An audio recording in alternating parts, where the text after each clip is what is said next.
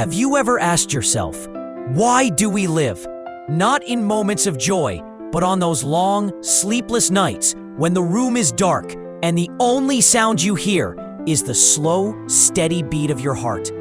When the noise of life fades away, you begin to hear something else, your own voice. Where am I going? What am I living for? This question has brought countless people to tears. At 3 years old, I clenched a lollipop in my tiny hand, believing it was the most important thing in the world. At 9, I lay under a tree, sunlight dancing through the leaves onto my face. A peaceful summer afternoon. Back then, that was everything. At 14, I sat in a classroom. The breeze brushed the hallway gently, and I found myself staring at a ponytail in front of me, realizing for the first time that having a girl you like felt incredibly important. At 17, I studied day and night, burning the candle at both ends, all for a single acceptance letter. It was the first time I understood what people meant by the future. At 22, I said goodbye to college and stepped nervously into what they called the real world. My first job was everything to me. At 24, I drank with my closest friends, talking big dreams and bigger egos. Back then, we believed that pride was the greatest thing in the world. At 25, I stood in a wedding hall. She smiled at me. The guests applauded. She wasn't the girl who once made my 16-year-old heart race. And yes, a small part of me felt a tinge of regret. But in that moment, she was the most important person in my life. At 26, I waited nervously outside the delivery room. Then came the cry, that sharp, beautiful cry that shattered the silence. And I knew there was something even more important than my wife, our child.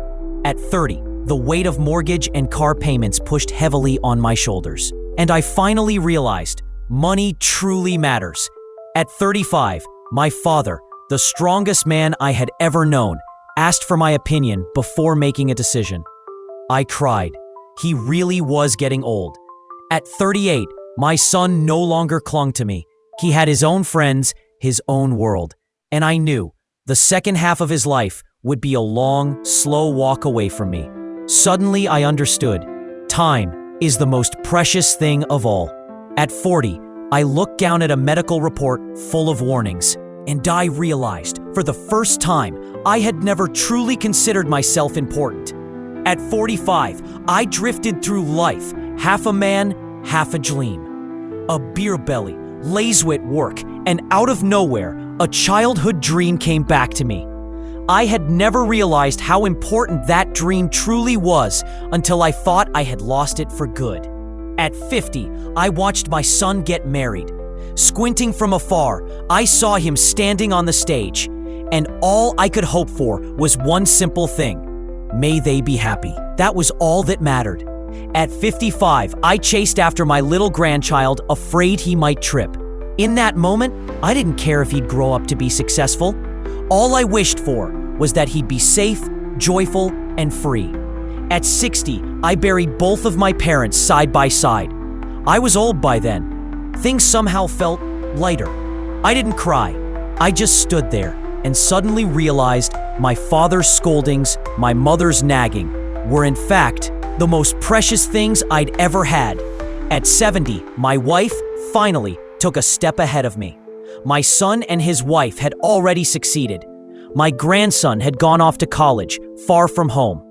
I found myself wandering the streets without purpose and slowly, painfully, came to accept a truth. No one could ever replace her, the woman who walked beside me through it all. At 76, I was admitted to the hospital. The doctor smiled and said, "Would you mind stepping out for a moment? Sir, I need to speak to your son alone."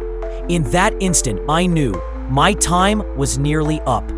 I stole a moment to call my grandson. Just one sentence. "Grandpa misses you." The doctor returned, tried to comfort me. "It's not serious, don't worry." I smiled and replied, "I have no regrets in this life. As long as I live fully today, that's all that matters now." At 77, my grandson came back from far away to visit me. My son and daughter-in-law sat at my bedside, tears running silently down their cheeks.